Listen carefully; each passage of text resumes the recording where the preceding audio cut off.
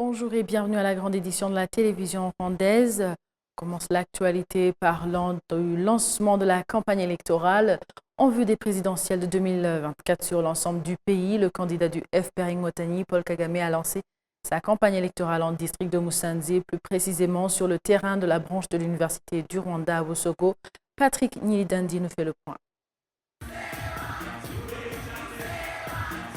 La famille politique du FPR Inkotanyi a lancé sa campagne électorale en district de Musanze, plus précisément sur le terrain de la branche de l'Université du Rwanda à Busogo. Des milliers de personnes sympathisant de cette famille politique se sont donné rendez-vous à cet endroit pour applaudir leur candidat. Ils sont venus écouter le programme politique du FPR, mais aussi ce que cette formation politique compte faire si son candidat a le choix du peuple. En 2017, le FPR avait choisi de lancer sa campagne en province du Sud, en district de Ruhango. Cette année, c'est le district de Musanze qui a été choisi en province du Nord.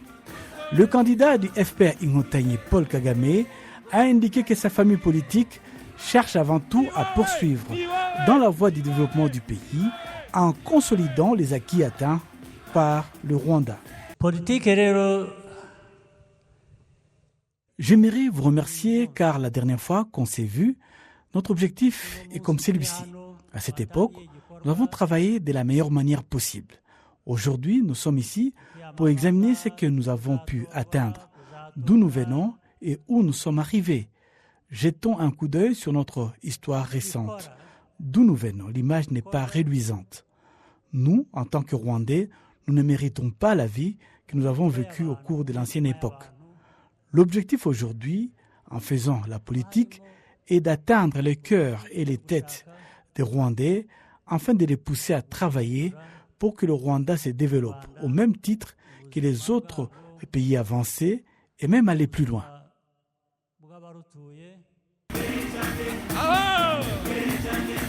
C'est la 4e fois que les Rwandais vont se choisir un président après la tragédie de 1994, le génocide perpétré contre les Tutsis. Le président élu cette année aura un mandat de 5 ans selon la Constitution. Les sympathisants du FPR se disent fiers des réalisations atteintes par le pays au cours du mandat qui s'achève et espèrent pouvoir obtenir l'aval du peuple rwandais pour poursuivre dans la même direction.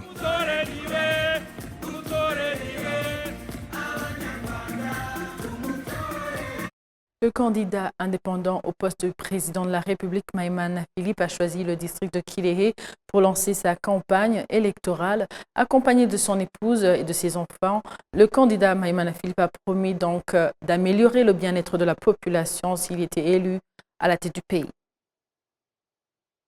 C'est au niveau du terrain de football de Munini, en secteur Mahama, du district de Kirehe, que le candidat indépendant au poste de président de la République, Maïmana Philippe, a choisi de s'adresser pour la première fois à ses sympathisants venus écouter son programme politique.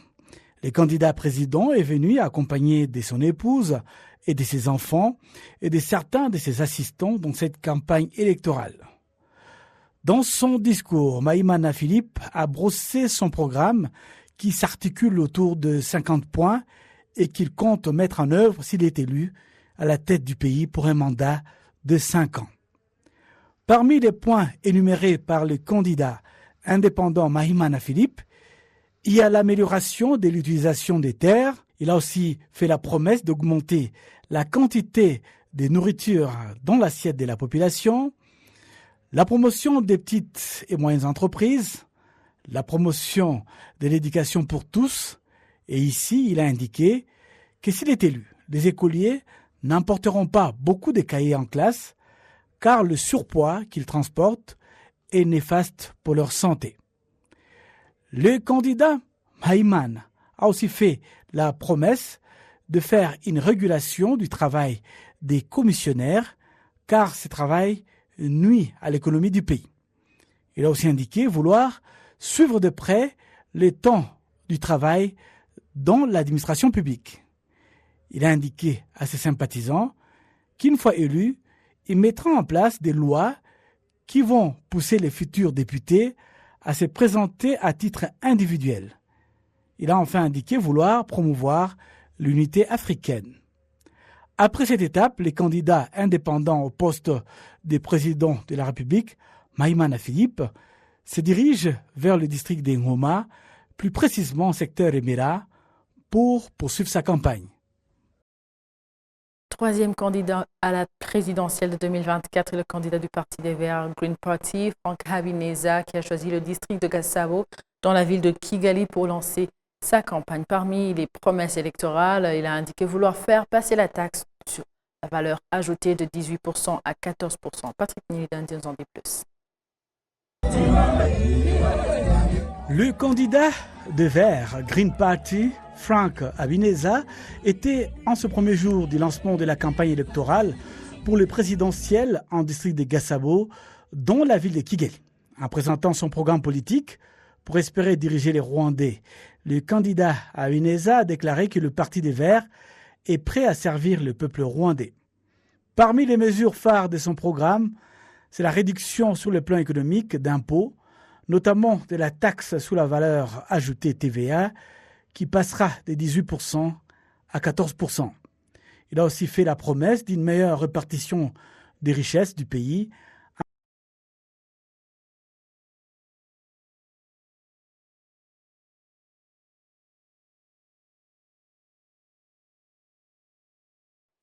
Retour au camp de Kigali où s'était tenue l'Assemblée générale de la Commission nationale de la jeunesse du Rwanda. Autour de 1000 jeunes de partout au Rwanda s'étaient rencontrés pour partager leurs réalisations et tout ce qui peut leur préparer au vote dans des élections qui ont commencé présidentielles et législatives au Rwanda. Suivons les détails.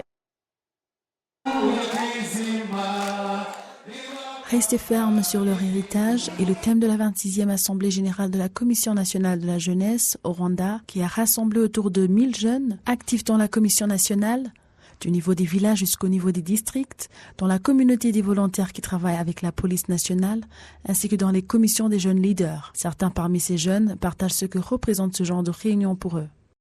L'union entre nous, entre les jeunes, entre les Rwandais, va nous aider dans notre futur, dans la construction du pays. Et même, on doit même étudier bien, on doit profiter de l'occasion que nous avons ici au Rwanda. ntabwo amateka twari tuyazi uko bagenda bayatwigisha buri munsi tugenda tubona. Plus on apprend régulièrement l'histoire, nous découvrons les valeurs que ces jeunes avaient, notamment se sacrifier pour le pays, l'esprit de travailler étant unis. Ces valeurs montrent que c'est à nous de définir l'avenir. Comme par exemple à l'approche des élections, nous devons être caractérisés par ces valeurs et participer aux élections et choisir quelqu'un qui prendra en considération nos intérêts pour qu'on ait le Rwanda que nous voulons. Le secrétaire permanent au ministère rwandais de la jeunesse et des arts, Parfait Busabizwa, leur a exhorté de faire du développement du pays leur responsabilité car ces jeunes sont l'avenir du pays. Vous savez que ces dernières années, il y a eu beaucoup de réalisations du pays que nous devrions maintenir, tout en gardant à cœur ce qui reste à venir, surtout la vision 2050, où nous souhaitons que les jeunes contribuent d'une manière considérable comme d'habitude, mais qu'ils en fassent leur propre responsabilité, car ils constituent l'avenir du Rwanda. Alors tout ce qu'on fait, les réunions, les discussions, c'est dans le cadre de leur rappeler leur part de responsabilité. Pour la 26e Assemblée générale de la Commission nationale de la jeunesse du Rwanda, chaque district avait été représenté par 16 jeunes en province, tandis qu'à Kigali, les districts Kicukiro, Nyarugenge et Gasabo étaient respectivement représentés par 167 jeunes. Amandine Dikumasabo, télévision rwandaise. Nous sommes au studio maintenant avec Elisa Kate, une professionnelle passionnée de cybersécurité, animée par une passion, une volonté pour donc la technologie et un engagement en faveur de l'autonomisation des femmes dans le domaine à prédominance masculine. Bonjour. Bonjour Amandine. Kate, on a commencé les élections présidentielles. Exactement. C'est pour la première fois que tu vas voter. Qu'est-ce que ça représente pour toi? Ça représente une immense responsabilité et je suis vraiment excitée parce que pour la première fois, ma voix va compter.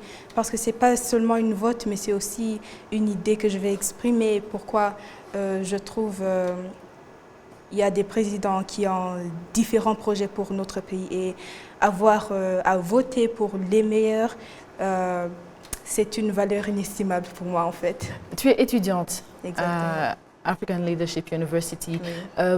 Tu es dans la cybersécurité.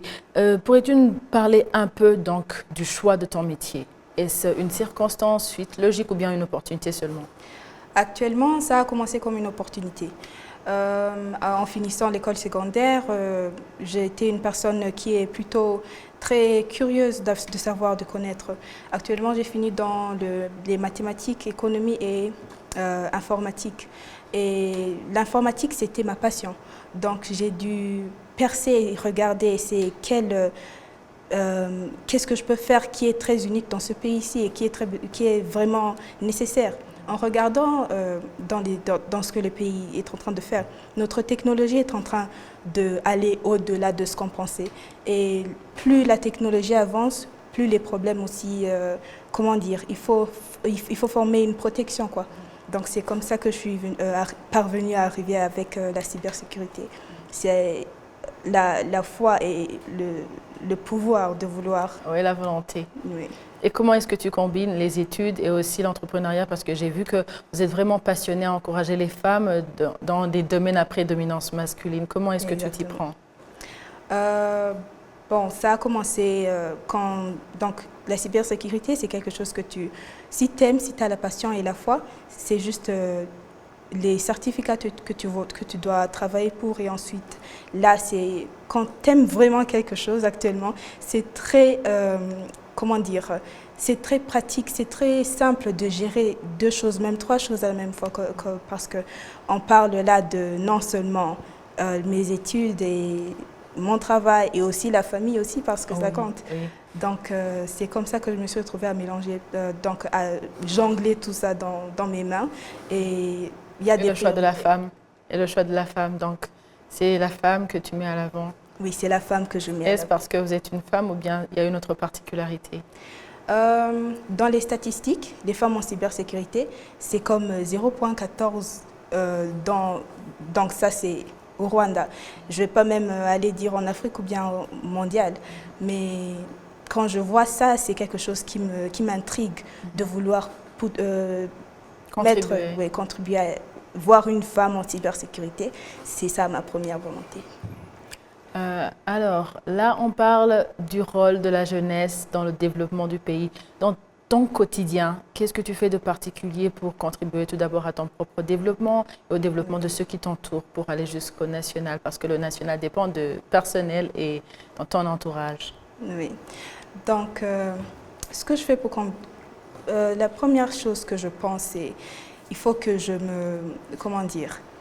me dresse moi-même. Et si il y a ce stade que tu arrives et ensuite tu dis là, je peux maintenant contribuer. Ce que je fais, il y a mes études d'abord que je mets en place et ensuite après avoir mettre mes études en place, il y a aussi certaines choses que tu dis ok, je me lève ce matin, je fais ça et ça pour pouvoir aller de l'avant.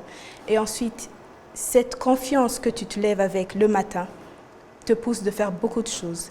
Et ensuite, après m'avoir dressée dans tout cela, c'est là où je dis, OK, à ce stade que je suis maintenant, je peux dresser les femmes et aussi tous les entourages que je veux m'attacher sur. Et c'est comme ça que, donc là, je viens avec le mentorat, le réseautage avec les femmes que je vis avec ou bien que je rencontre. Voilà. Donc maintenant, avant de te laisser partir, il y a le mentorat, comme tu viens de dire, le réseautage. Quel message pourrais-tu donner à un jeune qui nous regarde mais qui a toujours peur de se lancer, disant c'est pas le moment, je vais attendre? Quel message avant? Parce que c'est maintenant la jeunesse et l'avenir du pays. Alors quel message dans ce cadre? Le grand message que j'ai, c'est il n'est jamais trop tard et il n'est jamais trop tôt de faire quelque chose. Parce que actuellement, mon âge, quand je pars dans des conférences et que je parle de mon âge et qu'ils voient ce que je suis en train de faire, ils disent mais comment tu es parvenu à faire ça? La confiance qu'on te donne, c'est ça qui te pousse à faire des choses. Donc, cela dit, ne te limite pas de l'âge. Il n'est jamais trop tôt, il n'est jamais trop tard. Merci beaucoup. Merci beaucoup, Amandine. Je rappelle que c'est Elisa, donc Kate, qui était avec nous pour parler du développement du pays, donc comment la jeunesse contribue dans le développement du pays. On revient sur le troisième candidat à la présidentielle de 2024, le candidat donc du Parti des Verts, Green Party, Frank Habineza, qui a choisi le district de Gasabo dans la ville de Kigali pour lancer sa campagne. Parmi ses promesses électorales, il a indiqué vouloir faire passer la taxe sur la valeur ajoutée de 18% à 14%. Suivant les détails. Le candidat de Verts, Green Party, Frank Habineza, était en ce premier jour du lancement de la campagne électorale pour le présidentiel en district de Gasabo, dont la ville de Kigali. En présentant son programme politique, pour espérer diriger les Rwandais, le candidat Habineza a déclaré que le Parti des Verts est prêt à servir le peuple rwandais.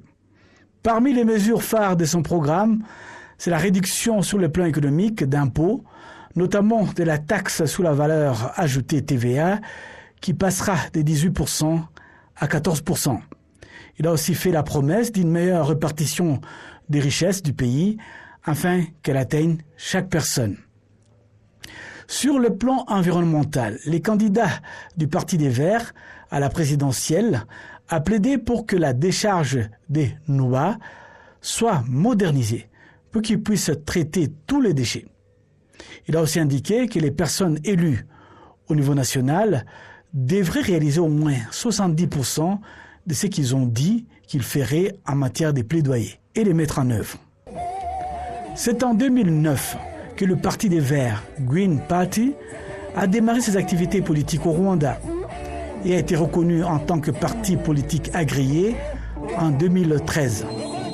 Il a pu briguer 2 sièges au Parlement et 1 siège au Sénat. Dans son discours, le candidat au poste de président de la République, Frank Habineza, s'est félicité de la bonne organisation de ses débuts de campagne. Il a dit que le Parti Vert est un parti de la vérité et que cette formation réalise toujours ses promesses faites au peuple. Frank Habineza a déclaré que même si en 2017, il n'a pas été élu à la tête du pays, il a tout de même pu servir les Rwandais au sein du Parlement et qu'il continuera à plaider pour la réduction d'impôts fonciers. Lucas Kenot, expert dans la formation des jeunes en sport, estime que le Rwanda dispose de beaucoup de talents qui laissent planer l'espoir de l'avenir radieux du pays dans le sport. À partir du district de Nyamagabe où il est installé, il compte former en football autant de jeunes possible dans le pays. Suivant. Et Kigali, c'est une magnifique ville. J'ai travaillé dans 4 continents, j'ai travaillé dans des centaines de villes. C'est une très magnifique ville. Mais Kigali n'est pas le pays. Le pays est grand. On a Niagatare, Kirehe, Nyamagabe, Rubavu. Là-bas aussi, on a le talent. Là-bas aussi, on a des smart boys et filles. Et c'est ça qui m'a fait venir ici et je ne vais plus retourner. La vision à long terme, le but est d'arriver à 5 000, 10 000 enfants. Et croyez-moi, ce n'est pas ça le grand challenge. On va pouvoir aider ce nombre d'enfants. Le grand challenge, c'est de trouver et de former des formateurs adéquats. C'est pour cela que je ne sais pas le faire en tant que CGS. Nous ne savons pas le faire en tant que CGS sans FERWAFA. On a eu une rencontre avec le président de FERWAFA. J'ai vu plusieurs fois déjà le secrétaire général. Et on va faire de sorte qu'il y a une très bonne entente. Il y a une très bonne entente. Il faut maintenant trouver quelque chose de pratique parce que je veux aider à former des jeunes locaux. Je veux que nos éducateurs, ce sont des Rwandais, des gens de chez nous ici. Et si vous m'avez bien entendu, je n'ai pas encore une fois dit coach, parce que ce n'est pas des coachs. Pour être coach, ils sont un peu courts maintenant, mais il faut avoir des cheveux gris et avoir eu beaucoup d'années. On est des éducateurs. C'est plus important que coach. Parce qu'un coach, tu lui donnes un ballon, il regarde dans le miroir et il pense qu'il est Mourinho. Ce n'est pas comme ça qu'il faut traiter les enfants. Il faut parler aux enfants dans le langage des enfants. parce que c'est ça qu'il va comprendre. C'est pour cela qu'on travaille selon les règles de FIFA et qu'on a des groupes d'âge, de 6 à 8, de 8 à 10, de 10 à 12, de 12 à 14. Et c'est seulement après 14 qu'on va aller jouer en 11 contre 11. On commence 2 contre 2, 3 contre 3, 5 contre 5, 8 contre 8, et puis on y va.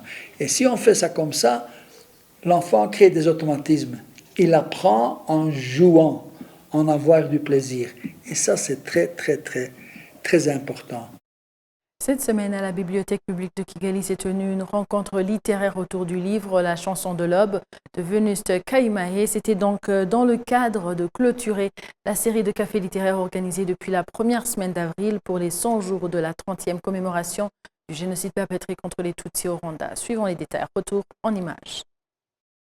Venuste Kaimahe, à travers son livre La chanson de l'aube, a présenté un roman témoignage contre l'oubli. C'est un livre qui parle du Rwanda avant, pendant et après le génocide à travers l'histoire de l'Orient. Cet enseignant qui a eu un peu trop de chance dans sa vie, un mariage heureux avec Mireille, 2 magnifiques enfants et un métier qui lui assure un avenir meilleur que celui de ses parents. Pourtant, l'Orient s'inquiète, ses voisins le regardent avec une jalousie grandissante et ce qui n'était qu'une inquiétude diffuse se mue en peur. Il sent le danger grandir autour de lui et des siens. Il a peur de ces autres qui ont de la haine dans le regard et de plus en plus de violence en eux. Écoutons Venuste Kaimahe lors de la présentation de son livre. Le témoignage, c'est quelque chose qui me démangeait et je l'ai fait très vite parce que j'avais une occasion d'écrire là-dessus. C'est des choses qui me démangeaient parce que j'avais été témoin de pas mal de choses qui n'étaient pas correctes que faisait la France, mais en même temps, c'était aussi pour témoigner pour ma famille et également pour toutes les victimes du génocide. Une fois que cet épisode a été fait, je me dis, j'ai fait tout ce qu'il fallait faire, donc je n'ai plus rien à dire. Mais quelque temps après, j'ai commencé à me sentir mal. Me sentir mal parce que je voyais des témoignages, je voyais les gens qui avaient subi le génocide, je voyais les gens qui avaient arrêté le génocide, et je sentais que je n'étais pas à l'aise. Je n'étais pas à l'aise sur ce qui se disait, sur ce qui se faisait. Je trouvais que ce n'était pas juste, il n'y avait pas justice. Il n'y avait pas justice, surtout que beaucoup de choses, malgré les témoignages qui étaient faits pendant les commémorations. Les gens remerciaient les Imotani, les gens beaucoup remerciaient Dieu d'ailleurs, et moi je trouvais qu'il n'y avait pas assez de remerciements, il n'y avait pas assez de clarté sur ce qui s'est passé et sur les interventions par exemple du FPR. Parce que on pouvait épiloguer toujours sur nos souffrances, sur ce qui nous était arrivé, mais pourquoi est-ce qu'on ne pensait pas à ces jeunes gens qui se sont battus pendant 3 mois, sans compter ce qui s'était passé auparavant, les années précédentes de 90, d'octobre 90 jusqu'au début du génocide, mais disons les derniers mois, les mois du génocide. On pensait qu'on avait eu des héros. La secrétaire d'État au ministère de la Jeunesse et des Arts, Mme Sandrine Omotoni, s'est exprimée sur les programmes qui permettent à la jeunesse de connaître l'histoire de leur pays, le Rwanda. Des grandes figures en fait de notre culture à nous, et ça permet en fait de créer un espace d'écoute et de parole pour ces jeunes. Et comme j'expliquais encore une fois, c'est un moment où, quelle que soit l'origine de ces jeunes, que ce soit, comme j'ai dit, des enfants qui sont nés à l'étranger parce que les parents ont fui en 94, parce qu'ils ne voulaient pas faire face à la justice, que ce soit des enfants qui sont nés de victimes du génocide, que ce soit des jeunes qui sont nés en dehors du Rwanda parce que les parents avaient fui dans les années 50, 60, 70, etc. Ça permet en fait de tous les mettre dans un même environnement et leur permettre de poser toutes les questions. Et quand je dis toutes les questions, c'est vraiment toutes les questions possibles qui vont de pourquoi est-ce qu'il y en a qui sont encore en prison pour les crimes de génocide, pourquoi il y en a qu'on voit se balader dans les rues, pourquoi aujourd'hui on parle d'unité et de réconciliation.